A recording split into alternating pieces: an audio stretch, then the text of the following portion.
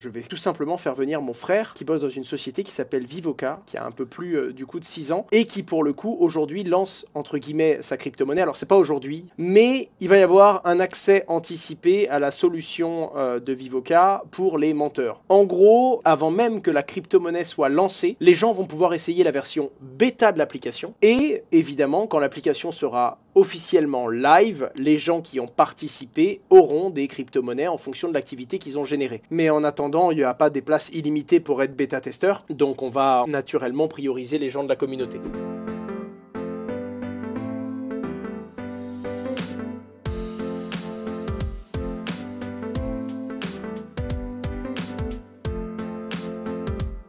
Ok, c'est parti. Déjà, t'es qui? T'es frère Dasher. Ça y est, Kawa ici. Grand frère, effectivement, du petit frère qui est à côté. J'ai commencé mes études à Nancy, en gros dans l'informatique, une école qui s'appelle Epitech, je pense qu'il y en a plusieurs qui doivent connaître. Je pars en Angleterre faire un master d'école de commerce en parallèle et avec des amis on a une idée. Cette idée est venue du coup du film Iron Man que j'imagine vous avez tous vu où il y a Tony Stark a ce fameux assistant qui s'appelle Jarvis. On trouve que Jarvis est génial, on est en 2014 à peu près à ce moment-là. Donc on va sur internet pour essayer de l'acheter, on voit que ça n'existait pas alors on s'est dit on va le faire. On revient sur Metz joindre un incubateur qui s'appelle Synergie qui était dirigé par Michel Onfray. On commence à grossir la team, on a les premiers invests et on crée notre premier produit qu'on avait appelé Zach qui est un assistant vocal, un petit hologramme du coup qui apparaissait, qui comprenait tout ce qu'on lui disait, qui était capable de gérer en fait toute la domotique de la maison à la voix. Ça pouvait être le chauffage, les lumières, les rideaux, la musique, tout ce que vous voulez. De fil en aiguille, on intéresse différents groupes, dont des groupes hôteliers, groupe Accor, Villa Coegui, etc. pour réussir à mettre ces assistants vocaux en fait dans les chambres. Mais du coup, problème Covid. Donc là, c'est pas compliqué. Avant que les hôtels pensent à acheter des actes pour les mettre du coup dans les chambres, bah, il allait falloir qu'ils remettent des clients. Donc ce qu'on a fait, on a réuni en fait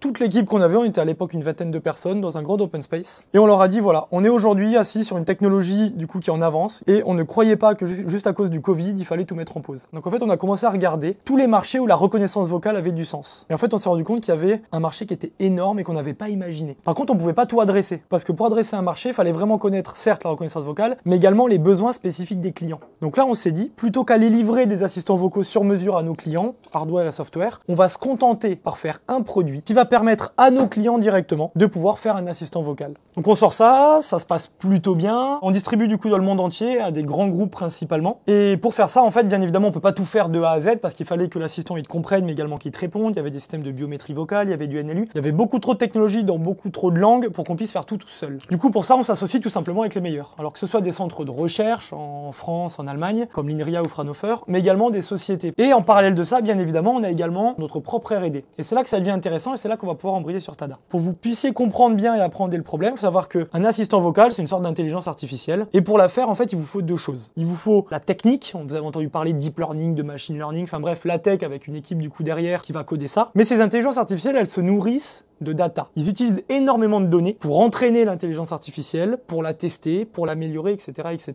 Et cette data, en fait, il faut qu'elle soit vraiment en quantité. Pour vous donner un exemple, une langue normale, il vous faut plusieurs milliers d'heures d'audio pour que l'assistant soit correctement entraîné. C'est la même problématique, que ce soit pour des assistants vocaux, pour des IA vocales, ou pour du texte, vous avez entendu parler de ChatGPT, ou pour des voitures autonomes où c'est de la vidéo, ou pour des images. Par contre, il faut pas juste énormément de données. Il faut que cette donnée déjà, alors, certes, elle soit de bonne qualité. Si elle est de mauvaise qualité, bah, vous allez entraîner une IA avec quelque chose de très moyen et le résultat sera médiocre. Mais il faut également qu'elle soit diversifiée. Si je te fais parler pendant 1000 heures, pas très compliqué, mais admettons, je te fais parler pendant 1000 heures et j'entraîne une IA vocale avec ta voix. En fait, l'IA va très bien te comprendre. Par contre, si moi je vais parler, elle me comprendra beaucoup moins bien. Donc il faut que la donnée soit diversifiée. Donc il va te falloir beaucoup d'heures d'hommes. Ouais, des hommes, des femmes, des enfants, des adultes, des gens qui bégayent, des gens qui bégayent pas, des gens, ok. Exactement. Avec des bruits de fond différents, enregistrés avec des micros différents. Il faut que ce soit vraiment diversifié. Et la problématique, c'est que bon, nous, société qui fait de l'IA, Vivoca, une quarantaine de personnes, on peut pas se permettre d'aller interroger des dizaines de milliers de personnes. Donc on va passer par des organismes centralisés qui font ça. Et des donc sociétés, tu vas des agrégateurs de données. Là, c'est le point, c'est d'ici que vient la réflexion globale du projet.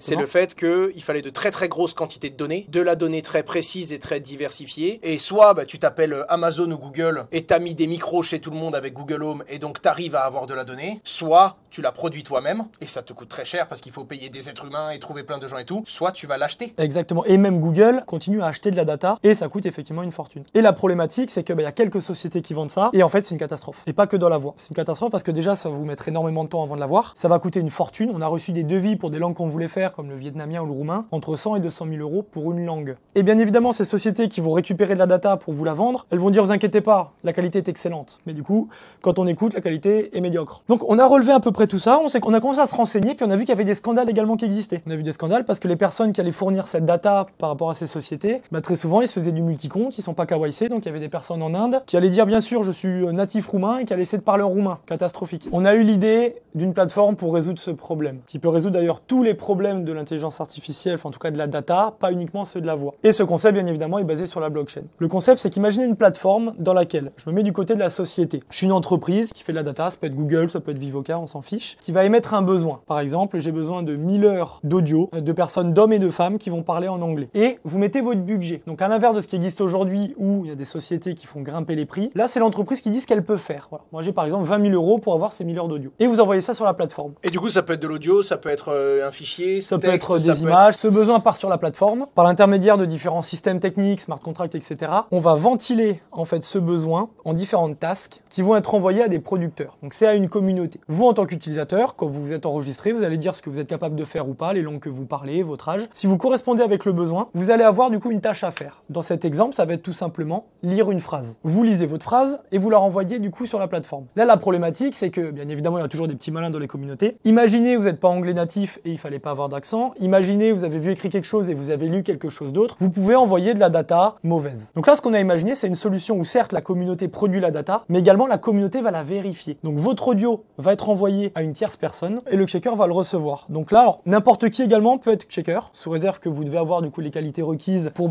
en l'occurrence, comprendre l'anglais par exemple. Et du coup, le job du vérificateur, qui sera aussi rémunéré, ça va être d'écouter l'audio et de répondre à des questions. Qu'est-ce qui a été dit? Est-ce qu'il y avait du bruit de fond? Est-ce que c'était bien un homme qui parlait? Etc. etc. en fonction des filtres. Bien évidemment, le vérificateur, il travaillera pas tout seul. Il y en aura plusieurs. Et si tous les vérificateurs remontent la même information, que c'était bien un homme, que grosso modo le job a bien été effectué, là tout le monde va être payé avec l'argent de la société. Une entreprise qui a besoin du coup d'une data très particulière qui va être très rare à trouver, par exemple des personnes qui parlent le basque ou le corse, moins il y a de personnes qui parlent la langue, plus ils vont devoir payer cher. C'est l'offre et la demande. Ouais, normal. Plus ils vont être pressés, plus ils vont devoir payer cher. Tout l'enjeu, c'est de trouver suffisamment d'entreprises qui viennent demander de la donnée, mais aussi et surtout engager une grosse communauté d'un coup, parce qu'autant te dire que si tu as 50 bonhommes qui parlent la même langue au même endroit dans le monde, tu peux pas faire décoller une solution comme ça. Tu as ce qu'on appelle une masse critique à avoir, tout comme un Uber ou tout comme un Airbnb. Si quand tu commences, il y a 2 appartements en location dans le monde et tu as 2 mecs qui veulent les louer, ta solution ne décolle jamais, quoi. En fait, ça fait 2 ans qu'on travaille sur le projet. Tout a été confidentiel jusqu'à aujourd'hui. L'alpha était sur la voix, la bêta, on intégrera également les images, et petit à petit, en fait, on va intégrer tous les types de data possibles. Plus-value de la blockchain, et du coup, déjà, quelle blockchain et pourquoi cette blockchain? Alors, ce sera basé sur la blockchain Elrond, Multiversix. Alors, pourquoi cette blockchain? En fait, bien évidemment, on a benchmarké une dizaine de blockchains. On avait différents critères, présents et futurs. Grosso modo, il fallait que déjà, il y ait une communauté qui soit suffisante par rapport du coup à nos ambitions. Il fallait qu'on puisse avoir le bon niveau de support, que ce soit marketing, communication, technique, etc. Il fallait que les features disponibles pour nous permettre de développer correspondent. Et ce qui est très intéressant également avec tout ça, et vous le savez, voilà, par rapport du coup à la proximité qu'on a avec Multiversix, on va avoir du coup une relation privilégiée. Multiversix investit du coup d'ailleurs dans la private sales qu'on a lancé du coup il y a quelques jours. Pour nous, la blockchain, c'est vraiment un outil, ça va résoudre énormément de problèmes, que ce soit des problèmes au niveau du paiement. Je vous donne juste un petit ordre de grandeur de ce qui peut se passer derrière pour une machine qui tourne bien. En moyenne, les sociétés dans le domaine de la reconnaissance vocale achètent par package de 1000 heures d'audio. Quand vous lisez une phrase, c'est à peu près 3 secondes. Si la phrase doit être checkée 3 fois, faites le calcul, ça fait plus de 4 millions du coup de requêtes. Imaginez qu'il y a une communauté qui est énorme, tout ça, ça peut être réalisé en quelques heures. Donc ne serait-ce que pour le paiement, pour la transparence, je vous ai parlé de certains scandales qu'il y a eu des personnes, des users sur le modèle qui existe actuellement en 2.0, qui ont fourni la data, peut-être une centaine de phrases à des entreprises. Elles sont fait payer que pour 20, elles ont dit mais pourquoi vous m'avez pas payé les 80 restants? L'entreprise répond parce qu'on a jugé que la qualité était pas bonne. Il n'y a pas de preuve que ces 80 phrases n'ont pas vraiment été revendues. Grâce à la blockchain et à la transparence, il y a énormément de choses du coup qu'on va, il y a énormément de barrières qu'on va pouvoir lever. Et en fait, par défaut, c'était la technologie déjà la plus scalable, qu'elle nous permette du coup d'avoir une communauté qu'on allait pouvoir rémunérer avec un token unique. Et il y a énormément de features qu'on vous dévoilera également effectivement petit Et à petit avant le lancement. honnêtement, il n'y a pas de moyen, selon moi, de fédérer autant de monde et d'avoir un engagement communautaire aussi fort que de passer par une distribution de jetons. C'est l'un des gros challenges du projet. Réussir à fédérer suffisamment de gens avec une diversité qui est suffisante également, parce que sinon tu te retrouves dans le même modèle et dans les mêmes problèmes, quoi. Il faut réussir à fédérer des deux côtés, dans le monde des entreprises et dans le monde des utilisateurs, beaucoup de personnes d'un coup. La team aujourd'hui? Il y a une trentaine de personnes qui sont sur le projet, mais également quelques advisors. Alors Asher, je ne vais pas vous le pitcher, hein. Et également, pour ceux qui ne le connaissent pas, Luc Julia. Alors, sur toute la liste des advisors qu'on aurait pu espérer avoir, tout en haut, il y en avait un, c'était Luc Julia. C'est celui qui a fait Siri, c'est un franco-américain, mais il a aussi et surtout cofondé Nuance. Nuance, c'est le plus gros groupe de reconnaissance vocale au monde. Il s'est vendu 20 milliards à Microsoft. Et en termes d'intelligence artificielle, tous les contacts qu'on n'a pas avec notre réseau, en fait, de manière directe ou indirecte, il va les avoir. D'ailleurs, je fais mon gros disclaimer maintenant. C'est un enjeu pour nous déjà de le lancer en bear market et en plein été, parce qu'un effet pump and dump peut être destructeur. Vous savez comment je travaille, vous savez comment c'est quand je présente un projet. Je voulais le présenter sur Twitch pour avoir vos retours, mais autant vous dire que l'effet FOMO de les gens arrivent, le token est sur le marché, les gens en achètent à mort, ça fait une chandelle verte, les gens en vendent, ça fait une chandelle rouge à la fois 10 divisé par 10, serait catastrophique. Voilà pourquoi ça doit être en linéaire et voilà pourquoi ça va avancer petit à petit, dans le sens où c'est absolument pas le but. Et puis pour être franc, j'aimerais vous dire que je n'ai pas de lien avec le projet. Non seulement je suis advisor, en plus de ça je suis investisseur, je suis dans la holding qui détient une partie des parts de Vivoca, donc j'ai un intérêt capitalistique derrière, et donc j'aurai toujours un intérêt derrière, ne serait-ce que par de la proximité que j'ai avec cet être humain depuis tout petit. Pourquoi le nom? Le nom Tada. Data. C'est la donnée tout simplement. Tada, c'est data à l'envers. Et puis ça fait un peu aussi genre...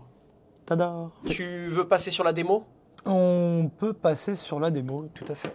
Vous arrivez sur un dashboard assez classique, voilà, comme beaucoup d'applications, vous pouvez voir votre wallet, vous avez des classements en fonction des points que vous avez obtenus, en fonction de différentes choses. Admettons que vous ayez un peu de temps à perdre et que vous ayez envie du coup de participer à des jobs. On va regarder du coup ce qui est en ligne actuellement. Je vais commencer par une tâche de production. Donc toutes les tâches, c'est tu la prends pas. Exactement. Tu choisis oui, non, modulo, ce qui t'intéresse. C'est en mode Tinder, oui, non, tu choisis. Sur cette tâche de production, vous allez pouvoir, si vous travaillez correctement, gagner 20 TADA. Mais vous voyez qu'il y a écrit caution. Caution 15 TADA. Donc cette caution, vous allez bloquer tout simplement des tokens en attendant que les vérificateurs travaillent. Et si vous faites n'importe quoi, en fait elle va servir, à payer les vérificateurs qui eux ont bien travaillé, malgré le fait qu'on puisse pas envoyer du coup la data à l'entreprise. Et également le restant sera donné en partie aux personnes qui vont staker le token, tout simplement. Admettons que j'accepte cette tâche. L'instruction, là pour le coup on a de la chance, elle est vraiment très simple. Lisez clairement cette phrase. Amenez-moi au poste le plus populaire. Sachant que du coup le fait qu'il soit dans la discussion en partage d'écran, il n'y a pas des effets visuels, audio, enfin de toute façon ça c'est un truc à remanier, mais vous verrez bien en fonction de, vous savez quand vous faites une note vocale sur WhatsApp ou sur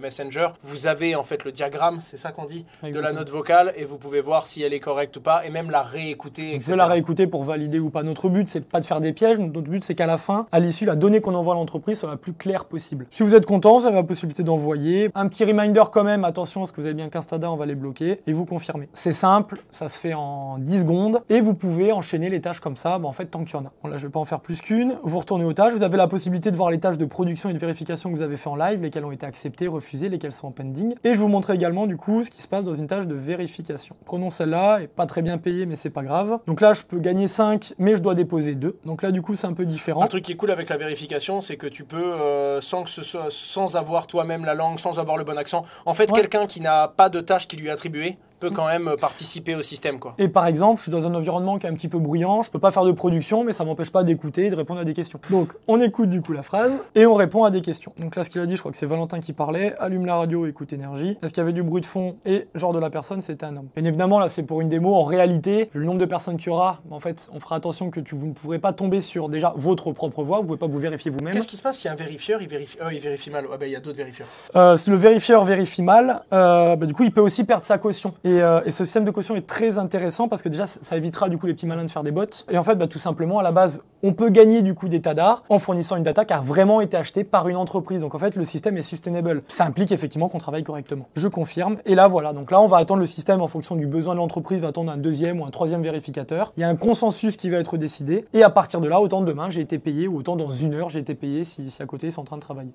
Comment prévoyez-vous le respect de la RGPD, etc. Alors oui, déjà c'est très important. Vivoca ne garde pas vos datas. Une entreprise cliente de la plateforme, je prends l'exemple de Google, qui va venir sur Tada pour acheter de la data. Derrière, c'est eux qui vont récupérer la data. Ce qui veut dire plusieurs choses. Déjà que vous, avant, vous allez accepter du coup leur fournir la data et vous aurez toutes les informations. Les données seront anonymisées. En fait, Google s'en fiche complètement de savoir que c'est Owen Simonin du coup qui a lu cette phrase. Ce qu'ils ont besoin d'être sûrs par contre, c'est que c'est un homme de 26 ans qui parle français sans accent, qui a lu du coup cette phrase. Ça va être important pour eux. Derrière, ça passe dans des systèmes machine learning, etc. Mais dans tous les cas, nous, grâce à l'application Tada, on sait à peu près qui vous êtes pour pouvoir vous ventiler les bons jobs. On utilise vos data uniquement pour ça. Et d'un autre côté, en fonction du besoin de l'entreprise, c'est possible que vous avez besoin d'agréer ou pas du coup à certaines règles. Après, libre à vous de dire, pour ce prix, ces informations, je prends pas. Et vous avez qu'à swiper gauche si ça vous intéresse pas. C'était important pour moi de faire venir mon frangin et de vous parler en mode mood Twitch parce que y a plein d'idées, mais on le voit, il y a plein de petits problèmes, il y a plein de petites merdes qu'on doit découvrir avec vous pour essayer de faire une version 1 publique officielle qui tienne réellement la route et sur plusieurs fonctions, que ce ne soit pas que la fonction de la voix. C'était réellement le but de vous demander, parce que